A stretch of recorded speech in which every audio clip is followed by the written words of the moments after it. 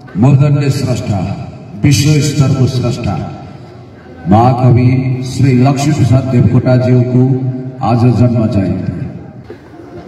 नेपाली साहित्यका महारथी लक्ष्मीप्रसाद देवकोटाज्यूको यो जन्म जयन्तीको पावन अवसरमा आदरणीय वसन्त रिजालज्यूले मलाई यो पुण्य भूमिसम्म टेक्ने अवसर दिलाइदिनुभयो र आयोजक महोदयहरूले पनि निम्ताएर दुई शब्द राख्ने मौका दिनुभयो। म आयोजक मित्रहरूप्रति हार्दिक आभारी छु। आदरणीय प्रमुख अतिथि नेपाली साहित्यको विराट हस्ताक्षर मेघराज नेपाल भन्दा पनि मन्जुल सर भनेर हामी बढी चिन्छौँ।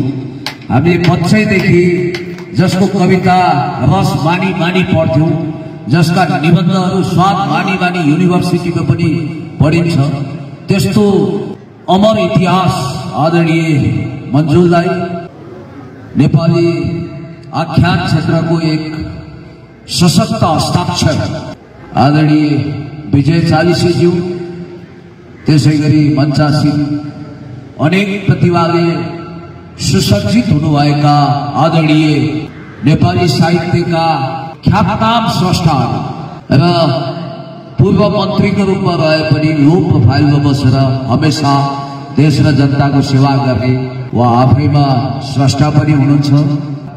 स्वच्छ छवि बोकेको एक जुझारु समाजसेवी पनि हुनुहुन्छ आदरणीय पूर्व मन्त्री श्री रामेश्वर भुयालज्यू, यो नगरपालिकाको मेयर साहब, त्यसैगरी वडाध्यक्षज्यू गोपाल बरालज्यू पनि हुनुहुन्छ, उहाँ समाजसेवी नेता हुनुहुन्छ र अन्य मैले नाम लिन छुटाएका समस्त महानुभावहरू हामी धन्य छौँ, आभारी छौँ।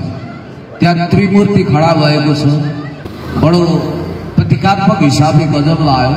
त्यहाँ त्रिमूर्ति भनेर उतापट्टि त्यो प्रेस काउन्सिलमा खडा गरिएको छ नि, लेखनाथ देवकोटा र सम।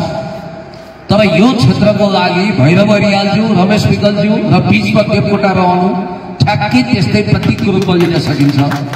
आदरणीय रमेश विकलज्यूको सानिध्यता धेरै पाइयो। उहाँको घरमा पुगिसकेपछि नित्य निरन्तर 2-3 घण्टा छलफल हुन्थ्यो।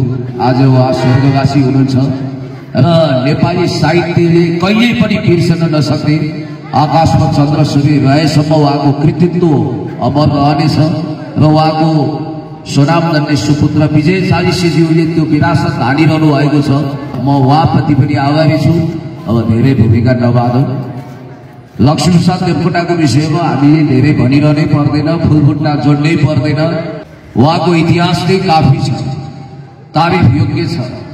विविधशील स्तरको कवि नेपालमा कोही छ भने त्यो लक्ष्मीप्रसाद देवकोटा हुनुहुन्छ। जियोग्राफिकल मिस्टेकले गर्दा नेपालमा जन्मिएको र नेपालमा जन्मिएको हुनाले नोबेल पुरस्कार नपाएको मूर्धन्य स्रष्टा आदरणीय महाकवि लक्ष्मीप्रसाद देवकोटा 2016 सालमा बिते पनि आज हामी सम्झना गरिरहेका छौँ। यति लामो जुङ्गा गरेका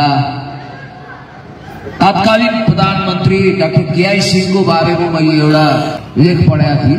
उहाँको विषयमा पिएचडी गर्नुहुने बङ्गिनीज्यूले लेखेको र उहाँ हमेसा भन्नुहुन्थ्यो रे, म त देवकोटाको क्याबिनेटको प्रधानमन्त्री, त्यसरी गर्व गर्नुहुन्थ्यो। शिक्षा मन्त्री देवकोटाज्यू हुँदाखेरि उहाँ प्रधानमन्त्री, तर उहाँ गुमनाम हुनुभयो, छायामा पर्नुभयो। साहित्यको महारथी देवकोटा आकाशमा चन्द्र सूर्य रहेसम्म, सगरमाथामा हिउँ रहेसम्म, कोशीमा पानी रहेसम्म हमेसा बाँचिरहनु हुनेछ, आफ्ना कृतिहरूमा बाँचिरहनु हुनेछ। आज यहाँ आउँदा विष्णु थापा बिछोडज्यूको यति राम्रो मुक्तक सङ्ग्रह पनि प्राप्त गरियो। अब यो पढेर रसस्वादन गरिनेछ। उहाँ स्रष्टा महोदयलाई पनि एकदमै धन्यवाद। म के भन्न चाहन्छु भने आज कविता सुन्ने, सुनाउने र वरिष्ठतम व्यक्तित्वहरूको प्रवचन सुन्ने दिन हो। हामी धेरै नबोलौँ। नेपालले भाषा साहित्य कलालाई बिर्सिएको छ, सत्ताले यसलाई घिनौना व्यवहार गरिरहेको छ भन्दा फरक पर्दैन। यहाँ राजनीतिक कुरो गर्न खोजेको होइन। जुन समाजमा साहित्य, कला, सङ्गीत बाँच्छ त्यो समाज हमेसा जीवन्त रहन्छ। हाम्रो जस्तो देश जसले ठुलो डेभलपमेन्ट गर्न सकेको छैन, चमत्कारिक विकास गर्न नसकेको देशले साहित्य, कला, सङ्गीत मार्फत विश्वमा चिनिनुपर्छ। खेलकुदबाट चिनिनुपर्छ। क्रिकेटबाट चिनिने दिन आउँदैछ। फुटबलमा त ग्रहण लाग्यो, म्याच फिक्सिङले गर्दा हामी पछाडि पर्यौँ। अर्जेन्टाइनामा के छ, मेस्सी छ, त्यसकारण त्यो देश चिनिन्छ। जर्मनीमा मार्क्स जन्मिनुभयो, अल्बर्ट आइन्स्टाइन जन्मिनुभयो, त्यसकारण त्यो देश विकसित हुँदाहुँदै उहाँहरूको नामले पनि चिनिन्छ। त्यसकारण हाम्रो देश पनि स्रष्टाहरूको कारण, गायकहरूको कारण र विभिन्न क्षेत्रका स्वप्नदर्शी मनुष्यहरूको कारण चिनिन्छ। यहाँ महिला सज्जनप्रिय धेरै हुनुहुन्छ, धेरै स्रष्टा नै हुनुहुन्छ। उहाँहरूको अगाडि धेरै कुरा लम्बेतान भाषण गर्नु भनेको जोगीहरूको अखडामा बसेर कहिल्यै नटुङ्गने गरी वेदान्ती बहस गर्न सरहको दृष्टता। म यही अन्तिम चरणमा आफ्ना भनाइहरू राख्दैछु।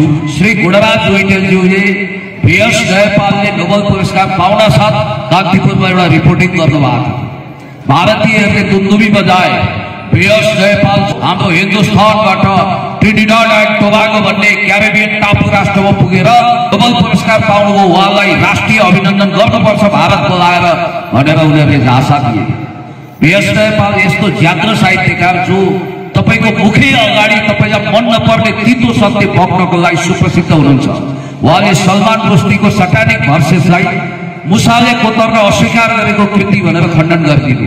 कतै यो लेखिकाको नाम सुनेको थियो भनेर लज्जाको लेखिका तस्बिरमा नस्बिनको पनि अपमान गर्नुभयो।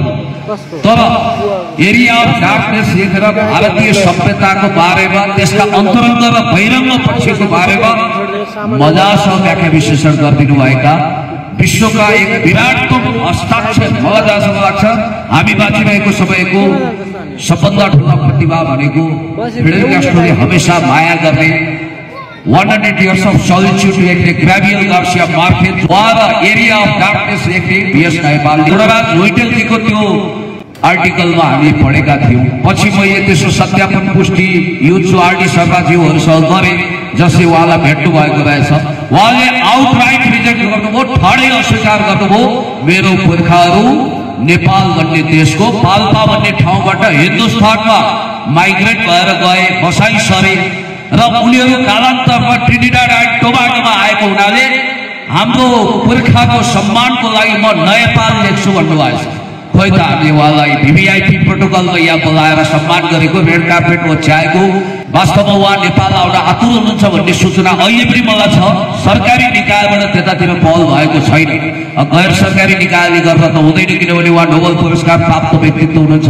यति भन्दै महान स्रष्टा श्री लक्ष्मीप्रसाद देवकोटा आफ्नो अमर कृतिहरूमा बाँचे जस्तै यहाँले पनि यस्ता अमर रचनाहरू संसार सामु पस्किनु हुनेछ र यहाँहरू अक्षरमा बाँच्नुहुनेछ, ध्वनिमा बाँच्नुहुनेछ, शब्दमा बाँच्नुहुनेछ।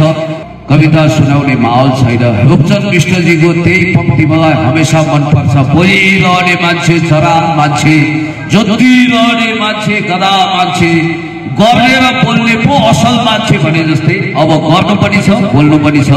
र आजको मित्रहरूप्रति हार्दिक आभार व्यक्त गर्दै यहाँहरूको उत्तरोत्तर प्रगति होस्। कागेश्वरी पुस्तकालयको चर्चा यसरी मैले सुनेको थिएँ, मानव कुनै ठाउँमा एउटा गुलाब फक्रिएको छ र त्यसको सुगन्ध चारैतिर बगाएको छ। यसरी मैले यसको बारेमा शहरका पुवर एरियाहरूमा पढैयाहरूको बीचमा पनि यो पुस्तकालयको चर्चा चलेको सुनेको छु। यसको निम्ति यो पुस्तकालयका संरक्षक, सञ्चालक र पुस्तक पठुल्नु भनेको अहिले समुद्र मन्थन गरेर अमृत पठुल्नु सरहको दुःख वा मोती टिप्नु सरहको दुःख भइसकेको छ। पुस्तक दुर्लभ भएको छ, पुस्तक जतन गर्न त्यतिकै अप्ठ्यारो छ। यस्तो चुनौती स्वीकार गर्दै वडाध्यक्षज्यू मेयर साहबले भन्नुभयो अब हामी ई लाइब्रेरीको कन्सेप्टमा जान्छौँ भन्नुभयो। डिजिटलाइज गर्ने उहाँहरूको सोचमा पनि हार्दिकताका साथ नमन गर्दै आदरणीय रामेश्वर भुयालज्यू, आदरणीय मन्सुलज्यू, विजय चालिसेज्यू, बसन्त रिजालज्यू, मेयर साहब र महिला तथा सज्जनवृन्दहरू जो जो हुनुहुन्छ यहाँप्रति हार्दिक आभारी हुँदै म बिदा हुन चाहन्छु। हस्त नमस्ते।